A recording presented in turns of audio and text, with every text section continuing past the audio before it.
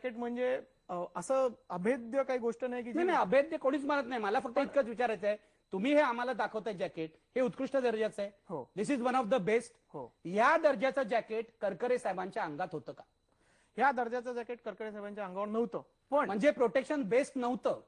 Protection best नव्हतं, पण त्या प्रोटेक्शनचा उपयोग त्या सर्कमस्टन्सेस मध्ये त्यांना झाला नसता, कारण 12 मीटरच्याहून कमी रेंजनी फायरिंग झाले. दुसरं म्हणजे एक गोळी जेव्हा आपटते तेव्हा एक सर्टन जॅकेटचा पोर्शन डिफॉर्म होऊन जातो. या तिन्ही गोळ्या एकदम जवळून लागलेल्या आहेत, त्यामुळे जर तिन्ही गोळ्या एकदम जवळ लागल्या असतील तर एनिवे हे जरी जॅकेट असतं तरी ते वाचू शकले नसते, असं माझं मत आहे.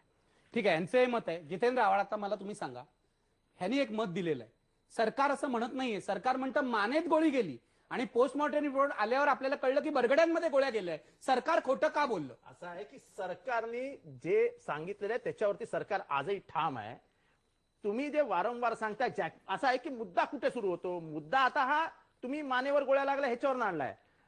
मुद्दा मूळ राजकारणाला कुठे सुरुवात झाली की जॅकेटमध्ये भ्रष्टाचार. नाही, सरकार बघा तिथेच मुद्दा त्याच्याशी संबंधित आहे. मान उघडी होती, मान प्रोटेक्टेड नव्हती, म्हणून मानेत गोळी लागली असं सरकार सांगत होतं. जगामध्ये साहेब तुम्ही अनवर सादात इजिप्तचे प्रधानमंत्री मारले गेले in the best of the security. पण तो मुद्दाच नाहीये. मुद्दा असा आहे हे जॅकेट जे आहे ते चांगल्या दर्जाचं होतं का? हे जॅकेट चांगल्या दर्जाचं होतं. ह्याच्यात शहीद झालेल्या अधिकाऱ्यांनी टेस्ट केलेलं जॅकेट होतं. देवेंद्र फडणवीस, तुमचं काय मत आहे? इथे जितेंद्र आव्हाड असं म्हणतात की हे जॅकेट चांगल्या दर्जाचं होतं, जॅकेट कारण नाहीये. तुमचं काय मत आहे? बघा, एक तर सगळ्यात पहिले जितेंद्र आव्हाडांना कदाचित हे माहिती नसेल, त्यांनी सांगितलं की मोबिलिटी करता जॅकेट घेतलं होतं. आता या जॅकेट मधल्या ज्या आर्मर प्लेट होत्या या 14 किलोच्या आर्मर प्लेट होत्या. आता बुटालाजींना विचारा 14 किलोच्या आर्मर प्लेट वापरतात का? 14 किलोचा आर्मर प्लेट लावल्यानंतर त्या ठिकाणी त्या लोखंडी प्लेट तो कसली मोबिलिटी त्याच्यामध्ये आली? त्याच्यामध्ये लोखंडी प्लेट होत्या, एचडीपी वापरलेलं नव्हतं, त्या 14 किलोच्या होत्या. आणि सगळ्यात महत्वाचं, जितेंद्र आव्हाड, टेस्टिंग झालं, त्या टेस्टिंगचा रिपोर्ट माझ्या समोर आहे.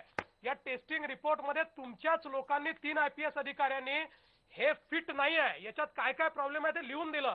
मुळामध्ये 2002 साली याचे सगळे पैसे देऊन टाकलेले होते आणि 3 साली टेस्टिंग झाल्यावर असं लक्षात आलं की आता हा सगळा घोटाळा बाहेर येईल, म्हणून 2004 साली त्याचं तुम्ही डिलिव्हरी घेतली. या ठिकाणी जर शोल्डरला प्रोटेक्शन असतं, बुटाला साहेब म्हणतात ते बरोबर आहे की कदाचित त्या ठिकाणी डिस्टन्सचा प्रॉब्लेम झाला असता, पण करकरे साहेब मेलेच असते असं नाही. कदाचित ते जखमी झाले असते, कदाचित ते वाचू शकले असते.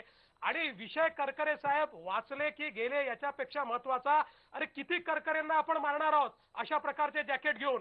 जे जॅकेट करकरे साहेबांनी घातलं होतं त्या जॅकेटमध्ये तर शोल्डरला प्रोटेक्शनच नव्हतं. कुठूनही गोळी मारली असती आणि ती शोल्डरमध्ये गेली असती तरी देखील मरावंच लागलं असतं. त्यामुळे या जॅकेट निकृष्ट दर्जाचे होते. निकृष्ट दर्जाच्या जॅकेटची खरेदी केली, ती खरेदी लपवण्याकरता फाईल गायब केली. फाईल सापडली तर त्यातले व्हायटल कागद गायब आहेत. रिकन्स्ट्रक्शन झाली म्हणतात, माहितीच्या अधिकारात मागितली तर म्हणतात आम्ही अजून फाईल पूर्ण व्हायची आहे म्हणून ती देत नाही. किती खोटं बोलाल? काही अधिकाऱ्यांना वाचवण्याकरता किती अजून लोकांना तुम्ही शहीद कराल हे मला सांगा. प्रश्न असा आहे की 24 लाखाच्या खरेदीमध्ये भ्रष्टाचार होऊन मुख्यमंत्र्यांपासून गृहमंत्री, डीजी पासून सीपी पर्यंत लोक धावपळ करून फाईल गायब करतील असं या महाराष्ट्रात घडू शकत नाही. मला जितेंद्र आव्हाड हे सांगा, पहिल्यांदा जॅकेटच गायब झालं. जॅकेट हा पुरावा हे कोणालाही कळायला पाहिजे होतं. जो पोलीस अधिकारी हाताळत होता त्याला पहिल्यांदा जॅकेटच गायब झालं, त्यानंतर जॅकेटची फाईल गायब झाली. हे कसं झालं? असं आहे की जॅकेटची फाईल मिळालेली आहे. कुठे आहे ना काल. आणि जॅकेट कुठच्या दर्जाची होती याची चौकशी करण्यासाठी एक कमिटी नेमली होती, त्याच्या रिपोर्टचं काय झालं? ये ना, ते पण येणार ना समोर. कधी येणार? प्रश्न असा आहे की जे आरोप केले जात आहेत की निकृष्ट दर्जाचे जॅकेट होते त्याच्यामुळे मृत्यू झाला, करकरे साहेब असा प्रश्न असा आहे की आम्ही जॅकेट बद्दल बोलतोय. तेच जॅकेट कामतेंच्या अंगावर होतं. कामतेंच्या अंगावरच्या जॅकेट बद्दल चर्चा होत नाही आपल्याकडे. का होत नाही? करकरेंच्याच नावाची चर्चा का होते? कारण ह्यांची ही परंपरा आहे. भगतसिंगांना शिव्या घालायच्या, पण भगतसिंगांचे फोटो इतके लावायचे की भगतसिंग जणू काय आमचीच परंपरा चालवतायत. गांधीजीला गांधी टोकाचा विरोध केला, पण 80 साली आम्ही गांधीवाद स्वीकारलाय म्हणून मैदानात उतरले.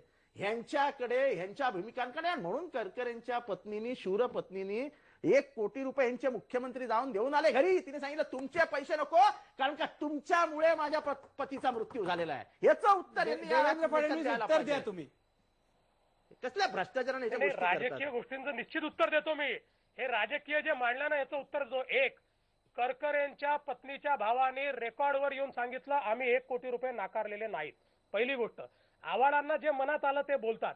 आव्हाडांना माहिती आहे का की यांच्याच एनसीईआरटीच्या पुस्तकामध्ये भगतसिंगांना या ठिकाणी आतंकवादी दाखवण्यात आलाय. आपल्या एनसीईआरटीने दाखवलाय आणि आम्ही त्याच्याबद्दल ओरडतोय. अजूनही आपण पुस्तक सुधारलेलं नाही. कशा करता या गोष्टी करता? कशा करता लोकांची दिशाभूल करता? ही तुमची स्टाईल आहे. आपल्या अंगावर आलं, आपण अडकलो, आपण चूक केली, भ्रष्टाचारात अडकलो, हे आमच्याकडे नाही हो, त्याच्यावर फडणवीस डायव्हर्शन साहेब. करायचं. ही परंपरा मूळ मुद्दा हा आहे. 1924 सालापासून तुम्ही चालवत मूळ आलेत. मुद्दा हा आहे की या 1924. ठिकाणी आपण या ठिकाणी उत्तर हे दिलं पाहिजे. खोटं का बोललात? मानेमध्ये अगदी. गोळी गेली हे नाही का नाही, हे सांगितलं? मान्य आहे. माझं तुम्हाला दोघांना विनंती आहे, आपण राजकीय चर्चा बाजूला ठेवूया. गांधी राहू दे बाजूला, भगतसिंग राहू दे. हा नवा भगतसिंग आहे, म्हणजे शहीद झालेला माणूस आहे हेमंत करकरे. आपण सगळं राजकारण बाजूला ठेवूया. मला तुम्ही सांगा, सरकार खोटं का बोललं?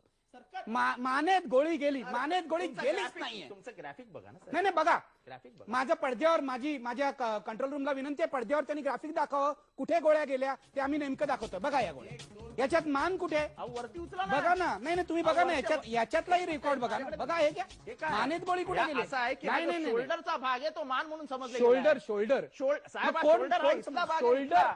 त्या त्याच्यामध्ये लिहिलेलं आहे हे काय, शोल्डर हे म्हणून. काय? ह्या तुम्ही इथला बघा भाग ना इथला- त्याच्यामध्ये. इथला नरम भाग आहे, इथनं गोळी गेली. आणि दुसरी गोष्ट, पण सरकारला मान आणि शोल्डर याच्यातला फरक कळत असं नाही आहे, का? बोलताना खांद्यातनं म्हणजे खांद्याच्या जवळनं गोळी केली. हा मानेचा भाग आहे, इथे गोळी लागलेली आहे. आणि दुसरी गोष्ट जे तुम्ही वारंवार सांगतायत की त्या पोझिशन मध्ये जे बुटालाजींनी सांगितलं की साधारण 8 ते 10 फुटावरनं गोळ्या आल्या. स्वतः करकरे साहेब गाडी चालवत होते. त्या परिस्थितीमध्ये ते गाडी चालवत नव्हते मुळामध्ये. गडकरी साहेब गाडी चालत- चालवत नव्हते, चालत- विजय साळसकर गाडी विजय चालवत साळसकर होते. गाडी चालवत गडकरी साहेब मागे बसले बसले होते. त्या रिॲक्शन मध्ये त्या गोळ्या कशा सुसाट आहेत तर ब्रश फायरिंग आहे. AK-47चं ब्रश फायरिंग 8-10 फुटावरनं जर झालं असेल तर त्या परिस्थितीमध्ये ते कसे वागले असतील, कुठनं गोळ्या गेल्या असतील, काय झालं असेल, हे आज तुम्ही मी जगातला कुठलाही या विषयावर कोणी सांगू शकत नाही. पण जॅकेट निकृष्ट दर्जाचं नसतं, चांगलं असतं तर कदाचित त्यांची बचावण्याची शक्यता वाढली असती. मी हे तुम्ही तुम्हाला मला सांगा, बुटालांनी आपल्याला उत्तर दिलेलं आहे की ज्या परिस्थितीत ते फायरिंग झालं, ज्या पद्धतीच्या गोळ्या आल्या, हे होऊ ब्रश शकतं फायरिंग ना. मध्ये असं आहे की हा जो भाग आहे कॅबलर, हा जो कॅबलर नावाचा जो भाग आहे, ज्या कॅबलर मध्ये तुम्ही जो प्लेट राहू द्या बाजूला, हा जो भाग आहे या भागावरनं जेव्हा तुम्ही हा जो भाग आहे तुमचा, ह्याच्यामध्ये जर 10 फुटावरनं, 12 फुटावरनं, 15 फुटावरनं, अगदी 20 फुटावरनं जरी गोळी मारली तर तुम्हाला मृत्यू आल्याशिवाय राहणार नाही. जगात हे जॅकेट फुलप्रूफ नाही. हे काय कर्णाचं कवच कुंडल नाही की कान मागून पण या दर्जाचं जॅकेट होतं तुम्ही घेतलेलं, कुठलं? तुमच्या पोलिसांनी घेतलेलं हे जे जॅकेट आहे ते म्हणतात उत्कृष्ट दर्जाचं आहे, त्या दर्जाचं होतं आहे का? की त्यांनी जे म्हणतायत हे स्वतः विक्रेते आहेत. त्यांच्या म्हणण्याप्रमाणे हे बेस्ट दर्जाचं आहे. आम्ही काय त्याच्यातले एक्सपर्ट नव्हतो. ज्या पण एक्सपर्ट तुम्ही खराब घेतली. ज्या एक्सपर्ट टीमने ऍडवाइस दिला, ज्या लॅबोरेटरीमध्ये त्याचं टेस्टिंग झालं, त्या टेस्टिंग अन्वये आम्ही हे जॅकेट्स घेतलेले आहेत. आम्ही मंत्रालयात जरी असलो किंवा जे अधिकारी तिथे आहेत, डीजी कारण ही फाईल मी ब्रेक घेणार आहे. देवेंद्र फडणवीस तुम्ही उत्तर द्या. राजकारण ठेवूया बाजूला. आणि मी सगळ्यांना विनंती करतो, कृपा करून राजकारण नको आणूया याच्यामध्ये. एकमेकाला अगदी नथुराम गोडसेपर्यंत नको जाऊया आपण फक्त जॅकेटच्या दर्जांवर आणि करकरेंवर आपल्या भ्रष्टाचाराने अन्याय केलाय का यावर बोलूया. उत्तर द्या. आता जो मुद्दा मांडतायत जितेंद्र आव्हाड त्याला उत्तर द्या. बघा जितेंद्र आव्हाड साहेब, आपल्याला मी पोस्टमॉर्टमचा रिपोर्ट वाचून दाखवतो. तुम्ही मी दोघेही एक्सपर्ट नाही. पोस्टमॉर्टमचा रिपोर्ट एक्सपर्ट आहे. त्याच्यामध्ये शोल्डर ब्लेड असं स्पष्टपणे लिहिलं आहे. उजव्या खांद्याचा भाग स्पष्टपणे लिहिलेला आहे. त्याचा टॅटू देखील काढून दाखवलेला आहे. कशा करता खोटं बोलता या ठिकाणी? तुम्हाला या ठिकाणी माझी एकच विनंती आहे. मी आबांना देखील काल विनंती केली की ज्या अधिकाऱ्यांनी याच्यामध्ये हा चुकीचा टेस्टिंग रिपोर्ट ज्याच्यामध्ये रिजेक्ट लिहिलाय, तरी देखील तुम्ही टेस्टिंग रिपोर्ट असा आला असताना देखील डिलिव्हरी घेता. कशा करता वाचवता? ही अब्रू तुम्ही स्वतःची वाचवत नाहीये, तुम्ही या देशाची अब्रू घालवताय. याच्यामध्ये माझं असं मत आहे, कुठलंही सरकार असेल, अधिकारी मंत्री कोणी चुकू शकतो. चुकण्याचा प्रश्न नाही. अमेरिकेमध्ये 26/11 झालं, त्याच्यानंतर त्यांनी आमचं काय चुकलंय सांगितलं. तुम्ही म्हणता आमचं काही चुकलंच नाही. मूळ मुद्दा हा आहे, ती फाईल